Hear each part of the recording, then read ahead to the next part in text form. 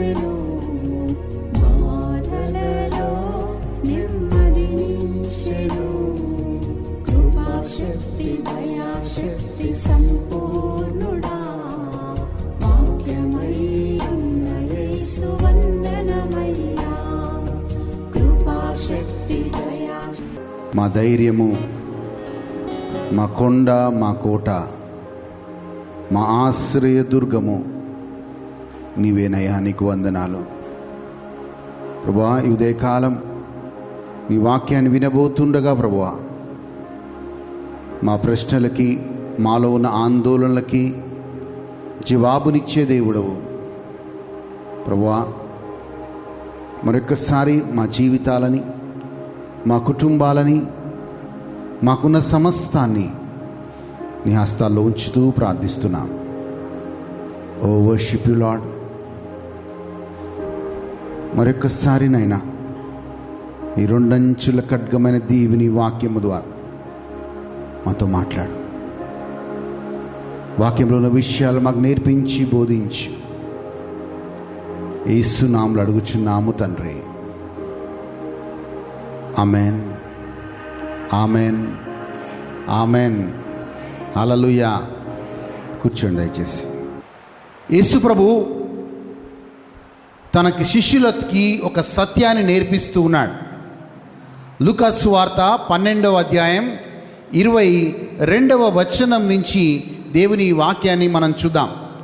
ఈ మధ్యకాలంలో మనం చూస్తున్నప్పుడైతే చాలామంది ఈ భయంకరమైన ఆందోళనలో జీవిస్తూ ఉన్నారు. People are living in worry these days. ఎంతగా వాళ్ళు చింతిస్తారు అంటే ఆ ఆందోళన, ఆ చింత వారిలో ఉన్నప్పుడు వారు ప్రార్థన చేయలేరు, వాళ్ళు ముందుకెళ్ళలేరు, వాళ్ళు ఏ పని కూడా చేయలేరు. అలాంటి స్థితిలో ఉన్నప్పుడు, బహుశా అలాంటి స్థితిలో శిష్యులు కూడా ఉన్నప్పుడు యేసు ప్రభు ఈ యొక్క విషయాన్ని వాళ్ళకి నేర్పిస్తున్నాడు. 12వ అధ్యాయం లూకా సువార్త 12వ అధ్యాయం 22వ వచనం నుంచి దేవుని వాక్యాన్ని మనం చూద్దాం.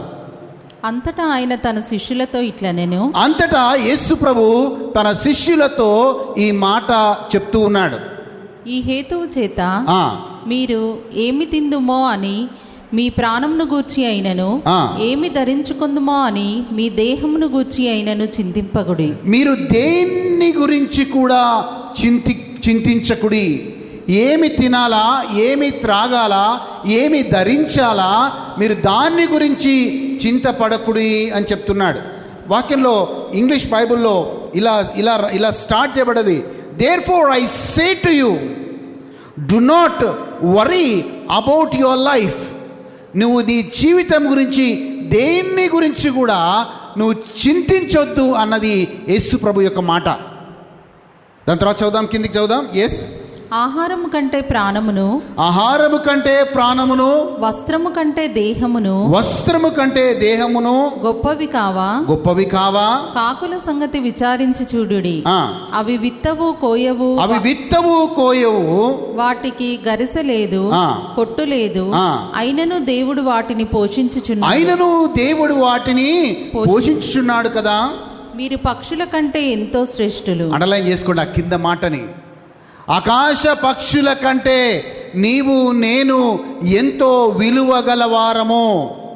ఎంత విలువ గలవారం అంటే దేవుని పోలికలో, దేవుని రూపములో మనము చేయబడ్డ వారము. ఎంత విలువ గలవారము అంటే దేవుడు తన సొంత ప్రజలు అని పిలువబడిన వారము.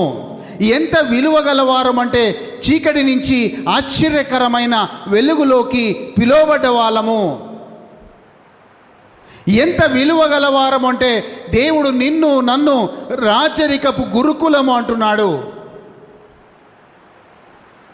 అయినా కానీ మనము చింతపడుతూ ఉంటాం. ఎంతగా చింతపడతామంటే మన జీవితాల్లోకి అనారోగ్యం వచ్చేదాకా చింతపడతాం. నేను ఒక ఆర్టికల్లో చదువుతా ఉన్నాను నిన్న. ఈ చింత వల్ల భయంకరమైన వ్యాధులు మనుషులకు వస్తున్నాయంట. ఆ భయంకరమైన వ్యాధుల్లో ఒక వ్యాధి ఏంటంటే కంప్లీట్ నర్వస్ సిస్టమ్ బ్రేక్డౌన్. ఈ complete nervous system break down ఎప్పుడు జరుగుతుందంటే మనిషి చింతపడటం వల్ల, మనిషి ఆందోళన పడటం వల్ల. మనం జీవితంలో ప్రయాణం చేస్తూ ఉంటే ఏదో ఒకటి మనల్ని వేధిస్తూ ఉంటుంది, ఏదో ఒకటి మనల్ని బాధిస్తూ ఉంటుంది, ఏదో ఒకటి మనకి ఎప్పుడు ఉంటూనే ఉంటుంది. కానీ అది మనము మైండ్లో పెట్టుకొని, అది మనం మదిలో పెట్టుకొని, మైండ్లో పెట్టుకొని దాని గురించే చింతిస్తూ ఏ స్థాయికి వెళ్ళిపోతామంటే ఇక ప్రార్థన చేయకుండా చింతపడే వ్యక్తి, a person who worries can never pray. ప్రార్థన చేయలేడు ఆ వ్యక్తి, బైబిల్ చదవలేడు, కడుపు నిండా అన్నం తినలేడు, అండ్ కంటి నిండా నిద్రపోలేడు. ఎవరంటే ఈ వ్యక్తి చింతపడే వ్యక్తి, ఆందోళన పడే వ్యక్తి. అందుకే కీర్తనకాడు మాట అంటాడు, ప్రభువా నాలో ఏమైనా ఆందోళనలు ఉన్నాయేమో ఒక్కసారి గమనించి చూడు ప్రభువా. Lord search in me if there are any anxieties. కీర్తన 139, 23, 24 వచనాలను చూద్దాం దయచేసి. కీర్తన 139, 23, 24 వచనాలను చూద్దాం. దేవా నన్ను పరిశోధించి నా హృదయమును తెలుసుకొనుము. నన్ను పరిశోధించి నా హృదయమును తెలుసుకొనుము. నన్ను పరీక్షించి నా ఆలోచనలను తెలుసుకొనుము. నీకు ఆయాసకరమైన మార్గము నా యందున్నదేమో చూడుము. నా యందు ఉన్నదేమో చూడుము. చూడండి, చదవండి అమ్మా. ఎస్, కంప్లీట్ చేయండి. నిత్య మార్గంను నన్ను నడిపించు. ఇంగ్లీష్ బైబిల్లో and see if there is any anxieties in me అనే మాట ఉంటుంది. కీర్తనకాడు అడుగుతున్నాడు దేవుణ్ణి, ప్రభువా నా ఆలోచనలో, నా హృదయంలో ఒకసారి గమనించి చూడు ప్రభువా. నాలో ఏమైనా ఆందోళనలు ఉన్నాయేమో, నాలో ఏమైనా భయాలు ఉన్నాయేమో, నాలో ఏమైనా చింత ఉందేమో ఒకసారి గమనించి చూడు ప్రభువా అంటున్నాడు. ఎందుకంటే చింతపడే వ్యక్తి దేవుని మీద ఆధారపడలేడు. చింతపడే వ్యక్తి అవిశ్వాసంలో నడుస్తాడు. ఆందోళనలో ఉన్న వ్యక్తి ఆత్మీయంగా బలంగా ఉండడు. ఒక ఆయన ఒకరోజు అంట, చాలా మంచి ఈయన వ్యాపారవేత్త. ఈ మంచి వ్యాపారవేత్త చాలా తెలివికలవాడు. కానీ ఆయన ఈ చింతని తట్టుకోలేకపోతున్నాడు, ఈ ఆందోళనని తట్టుకోలేకపోతున్నాడు. He is not able to overcome his worry. అప్పుడు ఆయన ఏం చేశాడంటే ఒక ఆయన్ని హైర్ చేసుకున్నాడంట, జీతం పెట్టుకున్నాడంట, దగ్గర ఉద్యోగం పెట్టుకున్నాడంట. ఉద్యోగం పెట్టి ఏం చెప్పాడంటే, అయ్యా నీ ఉద్యోగం ఏమీ లేదు, ఏంటంటే నా చింతలన్నీ నువ్వు మోయాలి. ఏమన్నా అంట, నా చింతలన్నీ నువ్వు తీసుకోవాలి, అదే నీ ఉద్యోగం. ఆయన డ్యూటీలో జాయిన్ అయిన తర్వాత, సార్ ఈ పెద్ద బిల్డింగ్ కడుతున్నారు, దీనికి 2 కోట్ల రూపాయలు అవసరం ఉంటుంది, మరి దీని డబ్బు ఎక్కడి నుంచి వస్తుంది అని అడిగినప్పుడు ఆయన సమాధానం అంటే, అది నా చింత కాదు, అది నీ చింత అని చెప్పాడంట. ఎవరి చింత? ఆ డబ్బులు తీసుకునే ఆయన చింత అని చెప్పాడంట. చూడండి, మన జీవితాల్లో మన చింతని, మన ఆందోళనని, మనలో ఉన్న భయాల్ని మనతోనే ఉంటాయి, కానీ అది ఇంకొకరి మీద మనం పెట్టలేము. కానీ యేసు ప్రభు చాలా స్పష్టంగా ఒక మాట అన్నాడు. కీర్తన 55:22 వచనంలో, నీ చింతల యావత్తు, నీలో ఉన్న ఆందోళనలన్నీ కూడా, నీలో ఉన్న భారం అంతా కూడా నా మీద మోపు అన్నాడు. ఎస్, చదువుదాం ఆ మాటని. నీ భారము యెహోవా మీద మోపుము, ఆయనే నిన్ను ఆదుకొనును, నీతిమంతులను ఆయన ఎన్నడూ కదులనీయడు.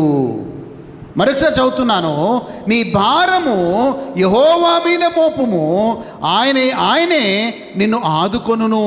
ఎందుకు మనము దేవుడి మీద మన చింత కావచ్చు, మన ఆందోళన కావచ్చు, మన భయము కావచ్చు, మన భారము కావచ్చు దేవుడి మీద ఉంచుతామంటే, దేవుడొక్కడే ఆ చింతను మోయగలుగుతాడు, దేవుడొక్కడే ఆ భారాన్ని మోయగలుగుతాడు.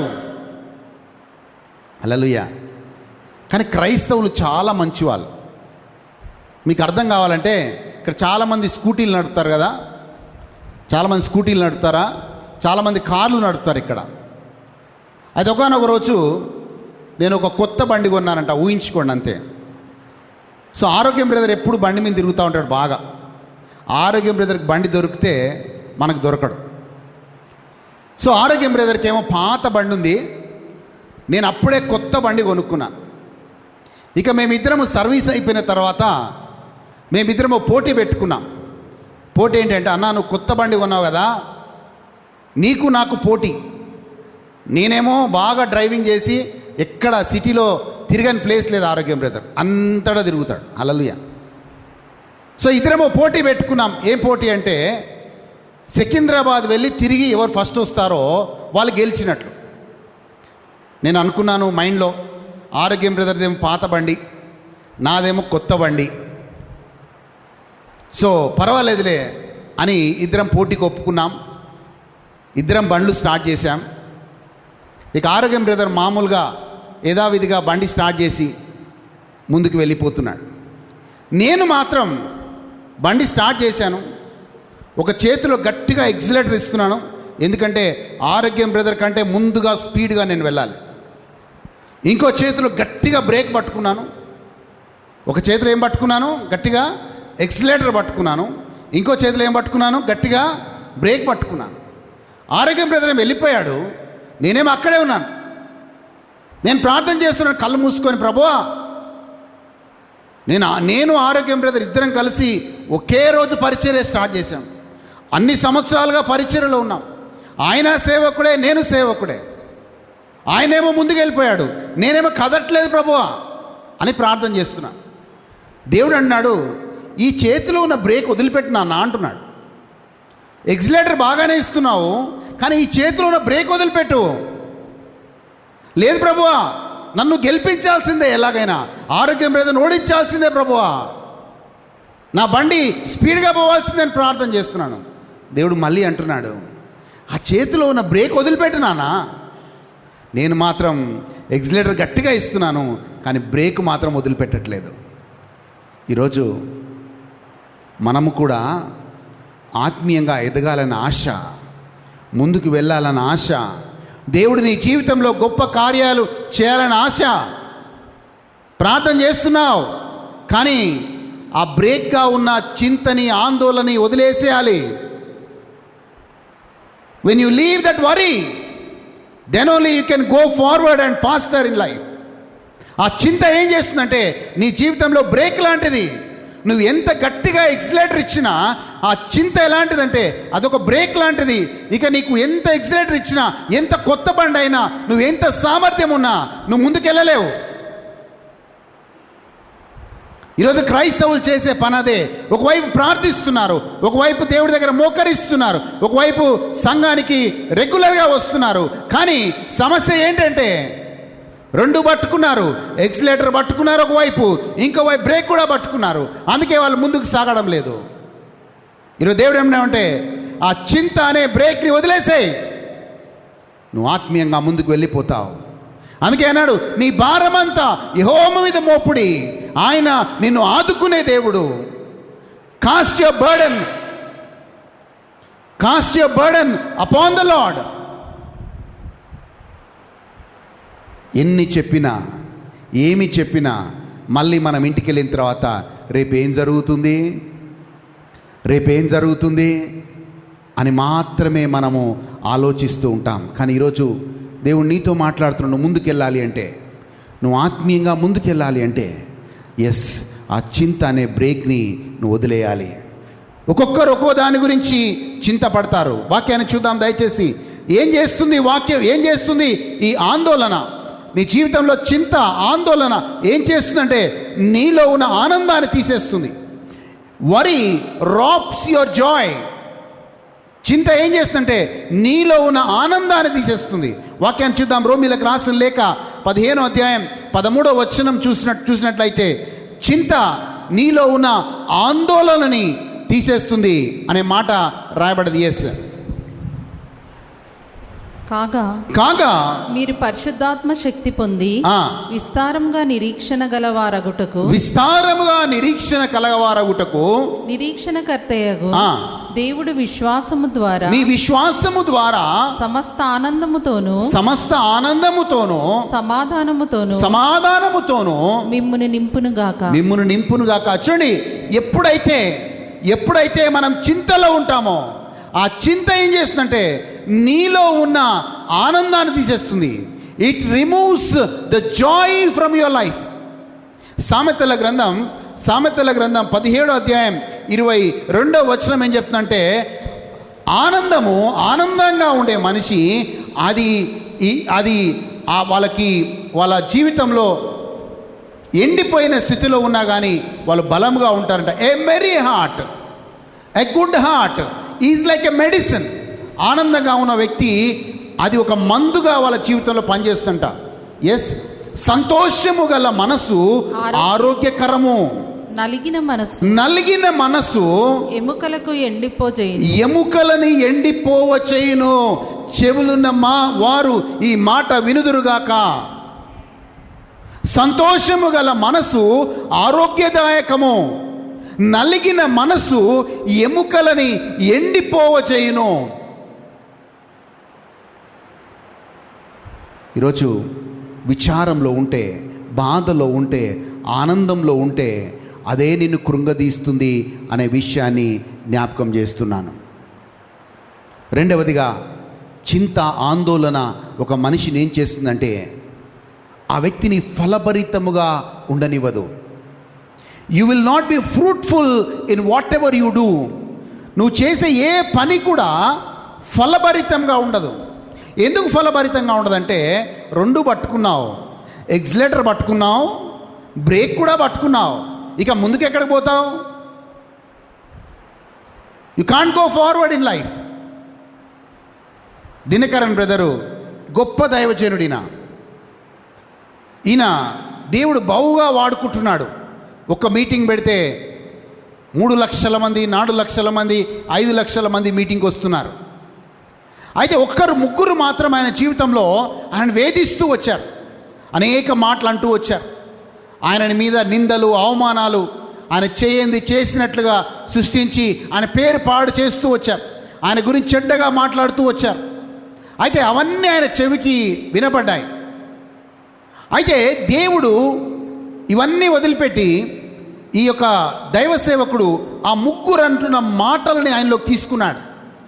తీసుకొని, ప్రభువా నేను మంచివాడినే, నేను మంచిగా సేవ చేస్తున్నాను, ఆయన ఈ ముగ్గురు చూడు ప్రభువా నా గురించి చెడ్డగా మాట్లాడుతున్నారు, నా గురించి చెడ్డగా చెప్తున్నారు, నా పేరు పాడు చేస్తున్నారు. ఇక అదే మాటలు తలంచుకొని ఆయన బాధపడుతూ ఆందోళనకి వెళ్ళిపోయాడు. ఎంత ఆందోళనకి వెళ్ళిపోయాడంటే హాస్పిటల్లో అడ్మిట్ అయ్యేదాకా వెళ్ళిపోయాడంట. హాస్పిటల్లో అడ్మిట్ అయిన తర్వాత ఇక ప్రార్థన చేస్తున్నాడు, ప్రభువా నాకు స్వస్థత ఇవ్వవా, నేను చూడు ఏ స్థాయికి వచ్చేసానో ప్రభువా నాకు స్వస్థతనివ్వు అని ప్రార్థిస్తుంటే దేవుడు అన్నాడంట, ఈ అనారోగ్యం నేను ఇచ్చింది కాదు, ఈ అనారోగ్యము నువ్వు తెచ్చుకుందే. ఎందుకో తెలుసా? నేను గొప్ప సేవకుడుగా లక్షల మంది ముందు నేను వాడుకుంటూ ఉంటే నీవు మాత్రము ఆ ముగ్గురు వ్యక్తులు నీ గురించి మాట్లాడుతున్న మాటల్ని ఎక్కువగా నువ్వు ఆలోచించి ఈ అనారోగ్యం తెచ్చుకున్నావు. ఆ ముగ్గురు వ్యక్తులు మాట్లాడే మాటల్ని పక్కకి పెట్టి నీ ముందు ఎంతమంది ఆశీర్వాదం కోసం నీ నోటి నుంచి వచ్చే వాక్యము ఎన్ని లక్షల మంది వినాలనుకుంటున్నారో వాళ్ళ వైపు చూడు. చాలాసార్లు మనం కూడా అక్కడే ఆగిపోతాం. కొందరి మాటలు మనల్ని ఇబ్బంది పెడతాయి, కొందరి మాటలు మనల్ని ఆపేస్తాయి. ఈరోజు చెప్తున్నాను, జాగ్రత్తగా వినండి. మనుషులు నీ గురించి ఏమనుకుంటున్నారో అది ముఖ్యము కాదు, నీ గురించి దేవుడు ఏమనుకుంటున్నాడో అదే ముఖ్యం. ఈరోజు పొగిడిన మనుషులు రేపు విమర్శిస్తారు, ఈరోజు విమర్శించిన ప్రజలు రేపు పొగుడుతారు. అది క్లియర్ కట్గా మన ఆంధ్రప్రదేశ్లో జరిగిన రాజకీయాల్లో మనం చూడొచ్చు. కొన్ని రోజుల ముందు ఒకరిని పొగిడారు, కొన్ని రోజుల తర్వాత ఇప్పుడు ఇంకొకరిని పొగుడుతున్నారు. అది మనిషి నైజం. ఆ మనిషి మాటల్ని మనం పట్టించుకోవద్దు. కానీ పట్టించుకోకుండా మన గురించి దేవుడు ఏమనుకుంటున్నాడు, నా లైఫ్ గురించి దేవుడు ఏమనుకుంటున్నాడు, నా భవిష్యత్తు గురించి దేవుడు ఏమనుకుంటున్నాడు, నా భవిష్యత్తు పట్ల దేవుడికి ఏం ప్రణాళిక కలిగి ఉంది, అదే మనకు ముఖ్యం. అదే మనకు ముఖ్యం. హల్లెలూయా. వాక్యం చూద్దాం. ఏం చేస్తుందంటే, చింత ఏం చేస్తుందంటే, నీలో దేవుడు నాటిన వాక్యాన్ని కూడా చింత ఆ వాక్యాన్ని తీసేస్తుంది. దేవుడు ప్రతి వారం ఆదివారం వచ్చినప్పుడు నీ హృదయంలో, నీ సారవంతమైన హృదయంలో దేవుని వాక్యాన్ని నాటుతూ ఉన్నాడు. మరి ఎక్కడ పోతుంది ఆ వాక్యం? ఎందుకు ఆ వాక్యం నీ జీవితంలో ఫలించట్లేదు? దానికి సమాధానం నీ చింత, నువ్వు ఉన్న ఆందోళన, నీలో ఉన్న భయం ఆ వాక్యాన్ని తీసేస్తుంది. వాక్యాన్ని చూద్దాం దయచేసి. మత్తయి సువార్త 13వ అధ్యాయం 22వ వచనం చూద్దాం. మత్తయి సువార్త 13వ అధ్యాయం 22వ వచనం చూద్దాం. ముండ్ల పొదలలో విత్తబడిన వాడు వాక్యము వినువాడే గాని ఐహిక విచారములను, అండర్లైన్ చేసుకోండి ఆ మాటని, ఐహిక విచారముల చేత ధనమోసమును ఆ వాక్యమును అణచివేయును. నీలో దేవుడు ప్రతి ఆదివారం, ప్రతిరోజు నీ హృదయంలో దేవుని వాక్యాన్ని ఉంచుతూ ఉన్నాడు. ఆ వాక్యం ఎందుకు ఫలించట్లేదంటే, నీలో ఉన్న ఐకిక విచారములు ఆ వాక్యముని అణచివేస్తుంది. It is not, the word is not being fruitful in your life, because the worries and cares of your life is actually choking the word in your heart. ప్రభువా, ఇంత వాక్యం వినని ఎక్కడ పోయింది? ఏది అణచివేస్తుంది? నీలో ఉన్న చింత, నీలో ఉన్న ఆందోళన ఆ వాక్యాన్ని అణచివేస్తూ ఉంది. జాగ్రత్త. అందుకే దేవుడు అన్నాడు, నీ భారమంతా నా మీద మోపు, నిన్ను ఆదుకునే దేవుడను నేను. నువ్వు దేన్ని గురించి కూడా, ఇందాక చదివాం, శిష్యులకు ఏం చెప్పాడు? మీరు దేన్ని గురించి కూడా చింతపడకుడి. ఆకాశ పక్షులను చూడుడి, అవి విత్తవు కోయవు, కానీ అవి హ్యాపీగా ఉన్నాయి. మరి మీరంతకంటే విలువ కలిగిన వారు, మీరంతకంటే ఆకాశ పక్షుల కంటే ఖచ్చితముగా మనుషులు విలువ కలిగిన వారే. వాటిని పోషించిన దేవుడు నిన్ను నన్ను పోషించడా? వాటిని ఆదుకున్న దేవుడు నిన్ను నన్ను ఆదుకోడా? ప్రశ్న దేవుడు మనల్ని అడుగుతున్నాడు. చింత నీలో ఉన్న వాక్యాన్ని అణిచివేస్తూ ఉంది. చాలామంది అనేక సంవత్సరాలుగా వాక్యాన్ని వింటున్నారు, కానీ ఆత్మీయంగా ఎదగట్లేదు. That word doesn't remain in their heart. And ఆ వాక్యం నీ హృదయంలో లేకపోతే అది ఫలించదు. అది ఫలించకపోతే మనం ఆత్మీయంగా ఎదగలేము. The word is being choked by the worries that you have in your heart. అంతగా ఆరాధించే షారన్ కూడా ఒకవేళ వరి ఉంటే, చింత ఉంటే ఆత్మీయంగా ఎదగలేడు. ఎవరమైనా అంతే. మరీ ముఖ్యంగా దేవుడు చెప్పే మాట ఏంటంటే, ఈ చివరి దినాల్లో జాగ్రత్త, ఈ చివరి దినాల్లో జాగ్రత్త. ఈ చింత అనేక మందిని దేవుడి నుంచి తీసేస్తుంది. జాగ్రత్త అని హెచ్చరిస్తున్నాడు. వాక్యాన్ని చూద్దాం ఒకసారి. లూకా సువార్త 21వ అధ్యాయం 34వ వచనం. లూకా సువార్త 21వ అధ్యాయం 34వ వచనం. నీ హృదయంలో ఒకవేళ తిండి వలనను మత్తు వలనను ఐహిక విచారణ చేసుకోండి, ఐహిక విచారముల వలనను మందముగా ఉన్నది ఆ దినము అకస్మాత్తుగా మీ మీదికి ఉరివచ్చినట్టు రాకుండా మీ విషయమై మీరు జాగ్రత్తగా ఉండండి. అమ్మా, చివరి దినాల్లో జాగ్రత్తగా ఉండండి. ఐకిక విచారములు దేవుడి నుంచి తీసేస్తాయి. The cares of this world will allow you, or you will be deviated from God. హల్లెలూయా. చివరి దినాల్లో ప్రజలు వరీలో ఎక్కువ ఉంటారంట. చింతలో. ఎందుకు చింత అంటే భవిష్యత్తులో ఏం జరుగుతుందో చింత, నా జీవితం ఏమైపోతుందో చింత, నా లైఫ్ ఏమైపోతుందో అనే చింత, నా కుటుంబం ఏమైపోతుందో అని చింత, నా భర్త ఏమైపోతాడో అనే చింత, అనేక ఐకిక విచారంలో. కానీ దేవుడు అంటాడు, అమ్మా నీకు ఆ యొక్క ఐకిక విచారం ఉండడం వల్ల నీ జీవితంలో ఒక్కరోజైనా నీ ఆయుష్ని పెంచుకోగలుగుతావా? ఒకవేళ పెంచుకోగలిగితే నువ్వు ఐకిక విచారం కలిగి ఉండు. If you can add at least 1 day to your life by worrying, then you please worry. But the Bible says you cannot add even a single day into your life by worrying all the time. Hallelujah. Hallelujah. ఒక్క రోజు కూడా మరి దేనికి భయపడుతున్నాం? కీర్తనకాడు మాట అంటాడు, ప్రభువా నా ఐకిక విచారం వల్ల, నా కలిగిన బాధ వల్ల వచ్చినప్పుడు నేను నీ మీద ఆధారపడతాను అంటాడు. When I'm afraid I trust in you. కీర్తన 56 3వ వచనాన్ని చూద్దాం. కీర్తన 56 3వ వచనాన్ని చూద్దాం ప్లీజ్. కీర్తన 56 3వ వచనం. నాకు భయము సంభవించు దినమున నిన్ను ఆశ్రయించుచున్నాను. వెన్ యూఆర్ అఫ్రేడ్, నీకు భయం అంటే ఆందోళన ఏం చేస్తుందంటే భయమును తీసుకొని వస్తుంది. ఆందోళన భయమును తీసుకొని వస్తుంది. ఆ భయం వచ్చినప్పుడు కీర్తనకు అంటాడు, ప్రభువా నేను నీ మీద ఆధారపడతాను అంటాడు. మూడో మాట worry doesn't accomplish anything in your life. చింత నీ జీవితంలో ఏది పొందుకోలేదు. చింతలో ఉన్న వాళ్ళు ఏం చేస్తారు తెలుసా? చింతలో ఉన్న వాళ్ళు, ఆందోళనలో ఉన్న వాళ్ళు, విచారంలో ఉన్న వాళ్ళు ఏం చేస్తారంటే ఉదయం నుంచి సాయంత్రం దాకా బాగా పని చేస్తారంట. కానీ రాత్రి వాళ్ళకి నిద్ర పట్టదు, సరిగా తిండి తినరు, మన లోకంలో ఉండరు.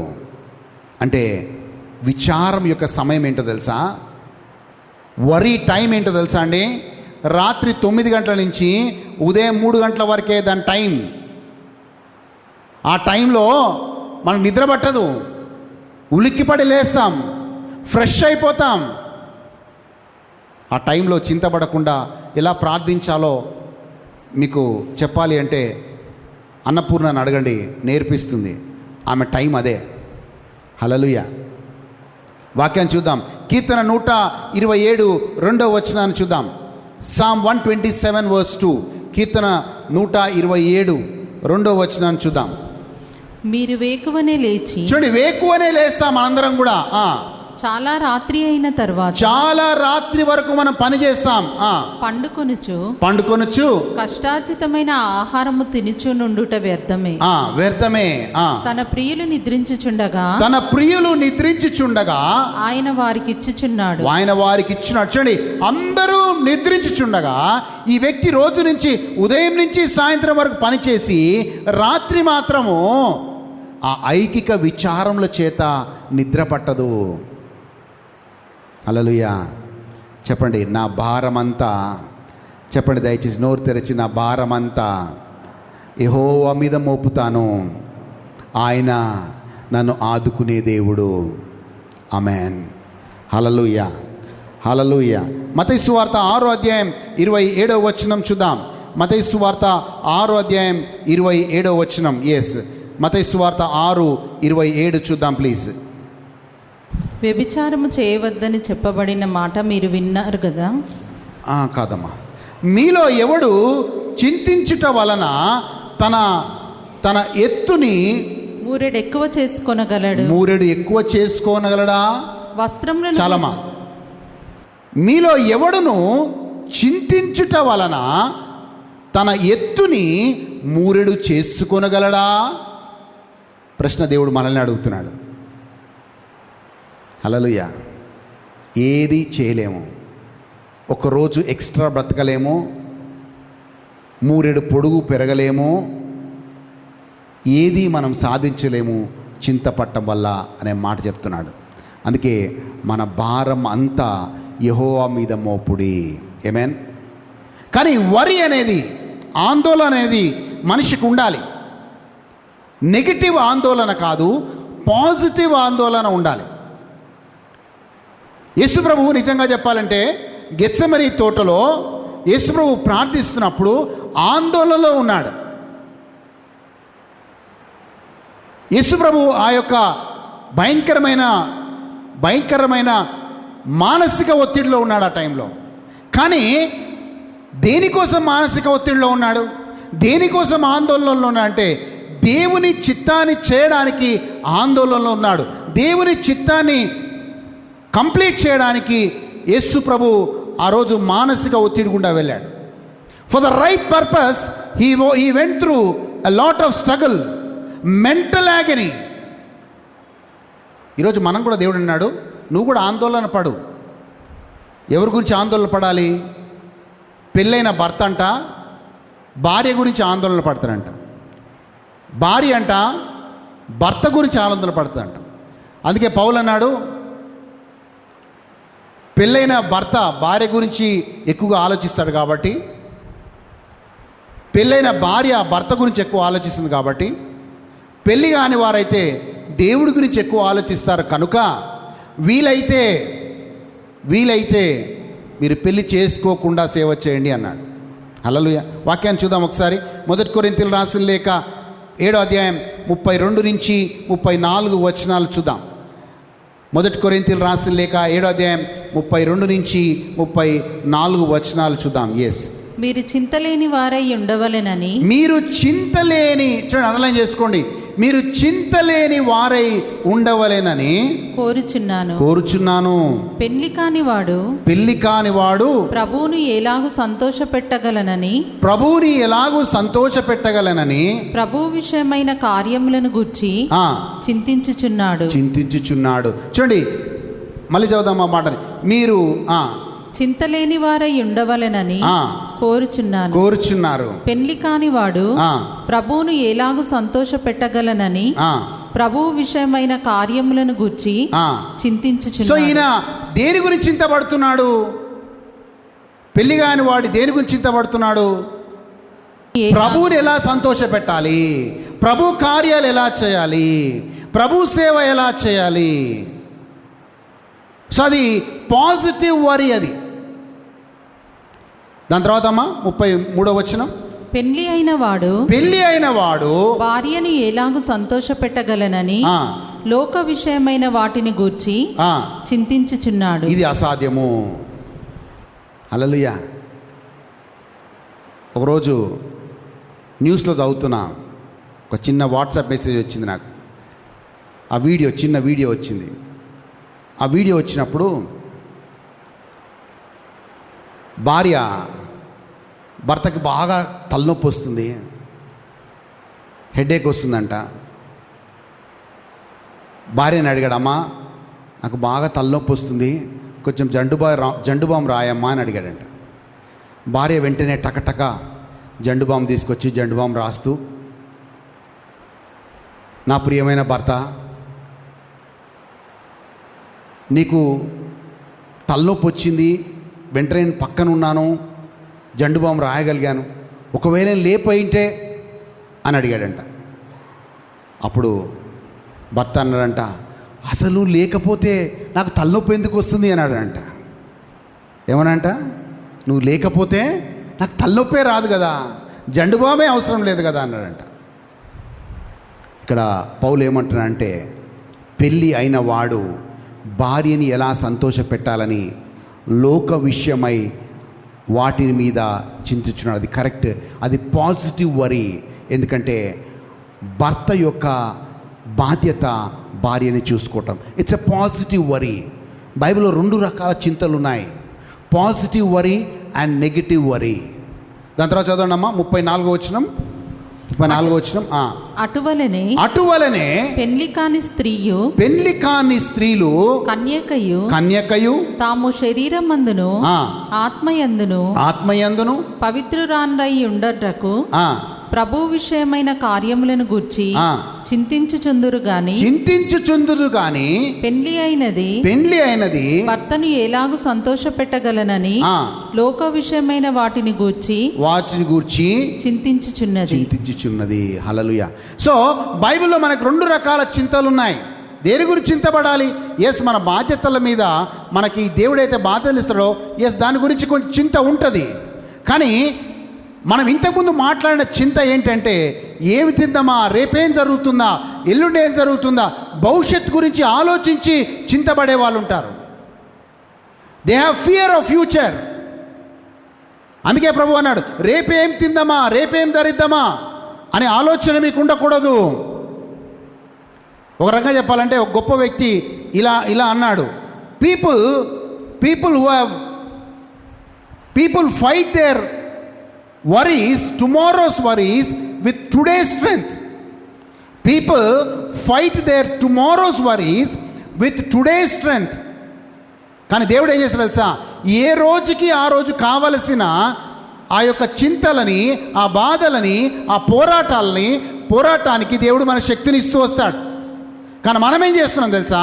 రేపటి చింతలని ఈ రోజు నీకున్న బలముతో పోరాడాలని చూస్తున్నావు. నువ్వు గెలవలేవు. హల్లెలూయా. ఏ రోజుకి ఆ రోజు ఆహారము ఇవ్వండి ప్రభు అని పరలోక ప్రార్థనలో యేసయ్య ఎందుకు నేర్పించాడో నాకు అప్పుడు అర్థమైంది. ఏమన్నాడు? ప్రభువా, ఈ రోజుకి ఉన్న ఆహారం నాకు సరిపోతుంది. Amen. Give us today our daily bread, the word says. So today, ఈరోజు మనకి రేపటి గురించి మనం ఆలోచించేవాడు ఎప్పుడైనా ఆందోళనలో ఉంటాడు. కానీ దేవుడు అన్నాడు, జెహోవా జైరే, నిన్ను సమకూర్చే దేవుడుగా, ఇప్పుడు వరకు నిన్ను ఆదుకున్న దేవుడు ఇక మీదట కూడా మన ఆదుకునేవాడిగా ఉంటాడు. ఇప్పటి వరకు మనం నడిపించిన దేవుడు ఇక మీదట కూడా నడిపించేవాడిగా ఉంటాడు. నువ్వు విచారించడం వల్ల, నువ్వు ఆందోళన పడటం వల్ల నీ జీవితంలో ఒక్క దినము కూడా నువ్వు పొడిగించుకోలేవు, యాడ్ చేసుకోలేవు. Just leave it to God. ఏం చేయాలి? మనము దేవుడికి వదిలేసే వారిగా మనం ఉండాలి అనే మాట మనం చూస్తున్నాం. ఆమేన్. ఎందుకు వర్షిప్ చేయమని చెప్తాను? అందరూ ఎవరైతే లేటుగా వస్తున్నారో వాళ్ళందరూ చెప్తున్నాను, యు ఆర్ మిస్సింగ్ వర్షిప్. ఎందుకు వర్షిప్ మిస్ అవుతుంది? వర్షిప్ వల్ల ఏమవుతుంది తెలుసా? నువ్వు భారంతో ఉండొచ్చు, బహుశా చింతతో, బాధతో, భయముతో, ఆందోళనతో, అనేక విషయాలతో నువ్వు వారమంతా లోకంలో ఉండి చర్చికి రావచ్చు. కానీ ఏమవుతుందంటే, when there is heaviness on you, then God gives us the mantle of praise upon you. ఎప్పుడైతే నీలో భారం ఉంటుందో ఆ భారానికి ప్రతిగా దేవుడు తన స్తుతి వస్త్రము నీ మీద వేసినప్పుడు నీలో ఉన్న భారము కావచ్చు, నీలో ఉన్న ఆందోళన కావచ్చు, నీలో ఉన్న భయము కావచ్చు, అవన్నీ నీ నుంచి వెళ్ళిపోతాయి. Hallelujah. Worship is the very important thing in life. షారణ్కి అదే చెప్తాను, వర్షిప్ చేసేటప్పుడు నువ్వు దేని మీద నీ ధ్యాస ఉండకూడదు. నీ దృష్టి అంతా దేవుడి మీదే ఉండాలి. ఎందుకంటే లీడర్ సరిగా వర్షిప్ చేయనప్పుడు ప్రజలు కూడా వర్షిప్ చేయరు. సో ప్రజలు కూడా వర్షిప్ చేయనప్పుడు వాళ్ళు అలాగే ఉంటారు. ఈరోజు వర్షిప్ అంటే ఉట్టిగా పాటలు పాడటం కాదు, గిటార్ పట్టుకొని. వర్షిప్ ఏం చేస్తుందంటే నీలో ఉన్న బాధని, నీలో ఉన్న భారాన్ని మొత్తం తీసేస్తుంది. వాక్యం చూద్దాం. యెషయా గ్రంథం 61వ అధ్యాయం 3వ వచనం చూద్దాం. యెషయా గ్రంథం 61వ అధ్యాయం 3వ వచనం చూద్దాం ప్లీజ్. యెషయా 61వ అధ్యాయం 3వ వచనం. యెషయా గ్రంథం 61వ అధ్యాయం 3వ వచనం. సియోనులో దుఃఖించు వారికి ఉల్లాస వస్త్రములు ధరింపచేయుటకును బూడిదకు ప్రతిగా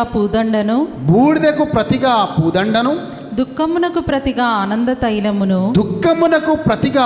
ఆనంద తైలమును భారభరితమైన ఆత్మకు అండలం చేసుకోండి. అక్కడి నుంచి భారభరితమైన ఆత్మకు ప్రతిగా స్తుతి వస్త్రమును వారికి అండర్లైన్ చేసుకోండి.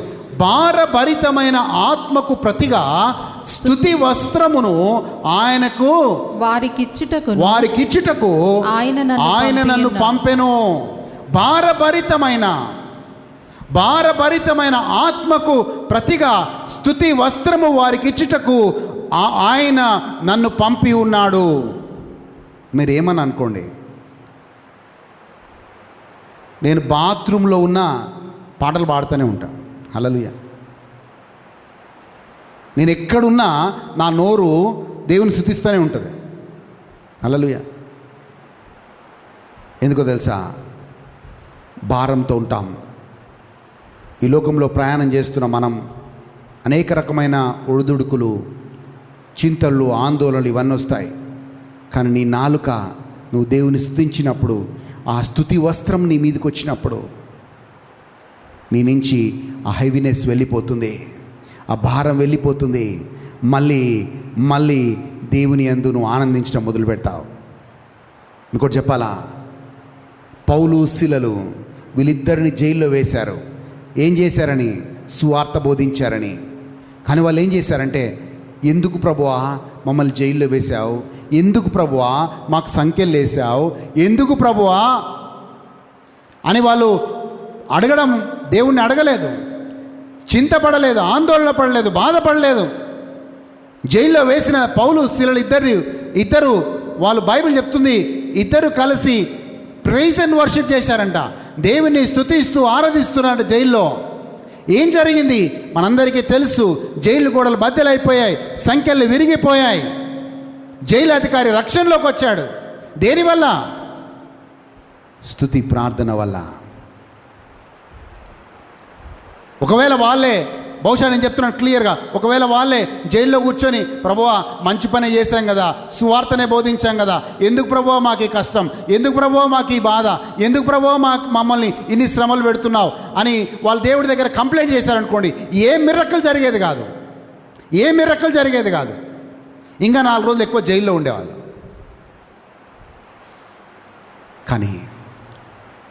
కానీ వాళ్ళు చేసింది ఏంటంటే, వాళ్ళు ఆ యొక్క దుఃఖకరమైన ఆ యొక్క సిచ్యువేషన్ని ప్రతిగా ఆనందముగా భారభరితమైన ఆత్మకు ప్రతిగా స్తుతి వస్త్రము ఇచ్చుటకు, ఆ సమయంలో ఆ భారంతో, ఆ వేదనలో, ఆ భయంకరమైన శ్రమలో వాళ్ళు దేవుని స్తుతించడానికి వాళ్ళు ఎన్నుకున్నారు, దేవుని స్తుతించడానికి వాళ్ళు నిర్ణయించుకున్నారు. కనుక దేవుడు అక్కడ అద్భుతం చేశాడు. So wherever there is heaviness in your heart, కొంతమందికి చాలా మంచి అలవాటు ఉంది. నాకు వచ్చి చెప్తారు, బ్రదర్ మీకు తెలుసా మా ఇంట్లో ఒక మంచి అలవాటు ఉంది. అలవాటు ఏంటో తెలుసా? లేవగానే దేవుని పాటలు పెడతాం. ఏం చేస్తారు? లేవగానే దేవుని పాటలు పెడతాం. అది చాలా గొప్పగా చెప్పుకుంటారు. కానీ నేను చెప్తున్నాను, నీ టేప్ రికార్డ్ పాడితే నువ్వు పాడినట్టు కాదు. నీ మ్యూజిక్ సిస్టమ్ పాడితే నువ్వు పాడినట్టు కాదు. నీ మ్యూజిక్ సిస్టమ్ పాడితే నీ నుంచి భారం వెళ్ళిపోదు. ఎప్పుడైతే నీవు దేవుని స్తుతిస్తావో అప్పుడే నీ నుంచి భారం వెళ్ళిపోతుంది. జ్ఞాపకం పెట్టుకో. నీ ఫోన్ పాడితే నువ్వు పాడినట్లు కాదు. It's you who have to worship. అందుకే నేను చెప్తాను, నోరు తెరవండి, నోరు తెరిచి పాడండి. Open your mouth and Singh.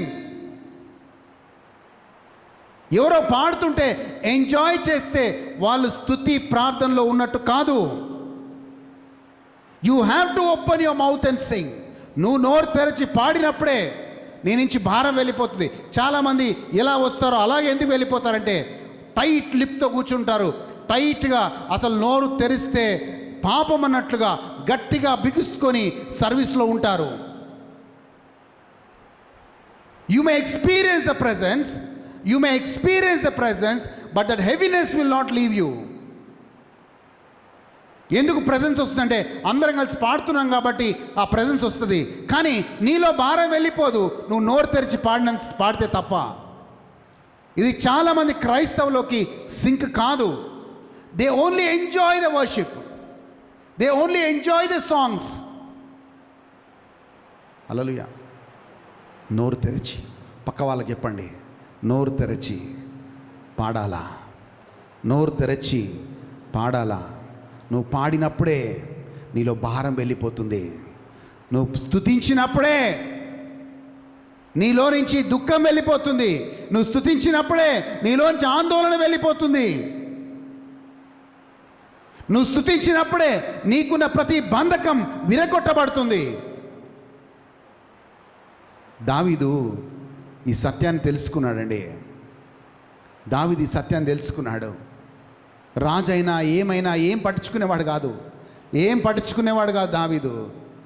దావీదుకి ఏం పట్టించుకునేవాడు కాదు. దావీదు ఒకటే, దావీదు తెలుసు ఏంటో తెలుసా? దేవుని స్తుతించడం తెలుసు. హల్లెలూయా, హల్లెలూయా. దావీదుకి ఏం తెలీదు, దావీదుకి ఒకటే తెలుసు, అన్ని వేళల్లో దేవుని స్తుతించడం. ఆ పాట అయితే పాడతాం, దావీదు ఓలే నాట్యమాడి తండ్రిని స్తుతించేదము. నేను దాన్ని కొంచెం మార్చి నీ ఓలే అని ఎందుకు రాయకూడదు నాలాంటి వాడు పాట? హల్లెలూయా.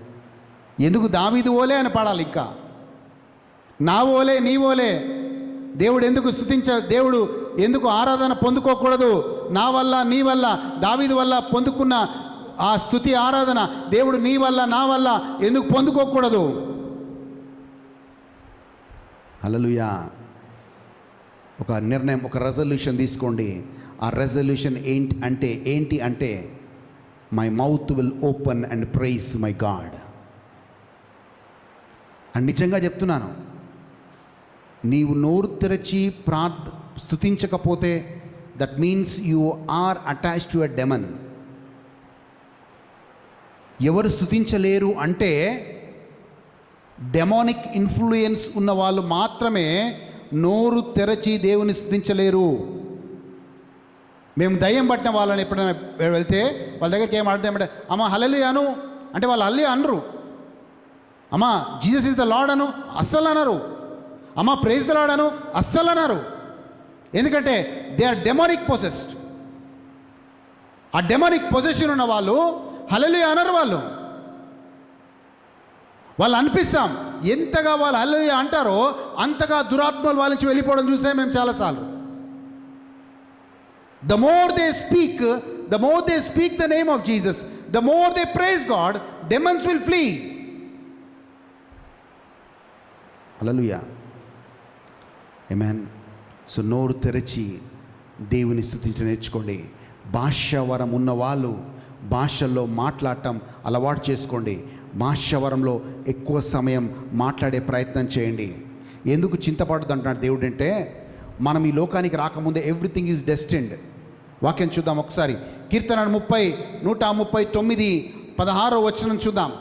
కీర్తన 139:16 వచనం చూద్దాం దయచేసి. నేను పిండమునై ఉండగా నీ కన్నులు నన్ను చూచెను. నియమింపబడిన దినములలో ఒక్కటైనా కాకమునుపే నా దినములన్నీయు నీ గ్రంథములో లిఖితములాయెను. అక్కడ ఆపండి అమ్మా, ఆ వర్స్ అలాగే ఉంచు బాబు. ఆ వాక్యం చాలాగా చూస్తే నువ్వు ఈరోజు అనుకుంటున్నావు, ప్రభువా నేను ఈ స్థితి గుండా ఎందుకు వెళ్తున్నాను, ఈ సమస్య గుండా ఎందుకు వెళ్తున్నాను, ఈ అనారోగ్యం గుండా నేను ఎందుకు వెళ్తున్నాను అని అనుకోవచ్చు. కానీ బైబిల్ ఏం చెప్తుందో తెలుసా? నువ్వు పిండముగా ఉన్నప్పుడే నీ కన్నులు నన్ను చూచెను. ఆ చూచి నియమింపబడిన దినములలో ఒక్కటైనను కాక. సో దేవుడు ఏమన్నాడు తెలుసా? అన్ని దినములు, నీ దినములన్నీ లెక్కించబడ్డాయి. నువ్వు ఈ భూలోకంలో జీవించబోయే దినములన్నీ దేవుడు లెక్కించాడు, దేవుడు నియమించాడు, దేవుడు గ్రంథంలో లిఖితపూర్వకంగా రాశాడు. సో దేవుడికి తెలుసు నువ్వు ఏ స్థితి గుండా నువ్వు ఈరోజు వెళ్తున్న స్థితి దేవుడికి తెలుసు. ఎందుకంటే ఆ దినము గురించి ఇంతకుముందే రాయబడింది కాబట్టి గ్రంథంలో. అంటే ఒక రకంగా చెప్పాలంటే మన దినములన్నీ కూడా, మనం ఈ భూలోకంలో జీవించే దినములన్నీ కూడా దేవుని ఆధీనంలో ఉన్నాయి. కొందరు అంటారు, ప్రభువా నేను వెళ్తున్న పరిస్థితి నీకు తెలుసా? నేను వెళ్తున్న బాధ నీకు తెలుసా? నేను వెళ్తున్న ఈ అనారోగ్యం నీకు తెలుసా? Yes, God's answer is yes. He knows it all together even before you came in to this world. Hallelujah. నారు పోసిన దేవుడు నీరు నీయక మానడు. God knows. ఒక్కొక్కరికి ఒక్కొక్క సమస్య గుండా వెళ్తాం, కానీ ఎవరికి వారికి వారి సమస్యనే పెద్దగా అనిపిస్తుంది. ఎవరికి వారికి నా సమస్యనే పెద్ద, నా సమస్య నువ్వుకుంటే నువ్వు బతకవు. మన కామన్ డైలాగ్, రొటీన్ డైలాగ్ ఏంటంటే, నా సమస్యలు నా కష్టాలు శత్రువులకు కూడా రాకూడదు. హల్లెలూయా. కానీ మన దినములు లెక్కించబడ్డాయి. ఏ రోజైతే యేసు ప్రభుని రక్షకుడిగా మనం అంగీకరించామో మనం దేవుని ఆధీనంలో ఉన్నాం. మనం వేసే ప్రతి అడుగు దేవుడికి తెలుసు. ఆ అడుగులో ఇమానువేలు దేవుడై ఆ అడుగులో ఆయన కూడా నీతో పాటు అడుగు వేస్తూ ఉన్నాడు. నీ అనారోగ్యంలో ఆయన ఉన్నాడు, నీ కుటుంబ సమస్యల్లో ఆయన ఉన్నాడు, నీ ఆర్థిక ఇబ్బందుల్లో ఆయన ఉన్నాడు, నీ పరిచర్యలో ఆయన ఉన్నాడు, నీ ప్రతి విషయంలో ఆయన ఉన్నాడు. Christianity is not about success and prosperity always. క్రైస్తవత్వం అంటే అన్ని సమయాల్లో విజయాలు పొందుకోవడం కాదు. క్రైస్తవత్వము అంటే మనము దేవుడితో నడవటం అనేది చాలా ప్రాముఖ్యమైంది. It's not all about victories, it's not all about success. కాకపోతే చాలా సంఘాల్లో ఇదే నేర్పిస్తారు. Yes, you are destined for victory, you are destined for success, you are destined for that. We are destined to do God's will. Hallelujah. ఒకవేళ if Christianity is for destiny for success and victory, then లోకపరంగా చూస్తే యేసు ప్రభు ఓడిపోయినట్లు. ఎందుకు? చాలామంది ఏం చేశారు తెలుసా? చాలామంది ఏమంటారు తెలుసా? యేసయ్యను చూసి, యేసు ప్రభు నిజంగా గొప్పవాడైతే సిలువలో అంత ఘోరంగా ఎందుకు చనిపోతాడు అనుకుంటారు. ఎందుకంటే వాళ్ళకి అర్థం కాదు, లోకానికి వచ్చిందే ఆయన చనిపోవడానికని. హల్లెలూయా. యేసయ్య ఆ రోజు వాళ్ళ కళ్ళల్లో ఓడిపోయాడు అంటే నిన్ను నన్ను గెలిపించటానికి.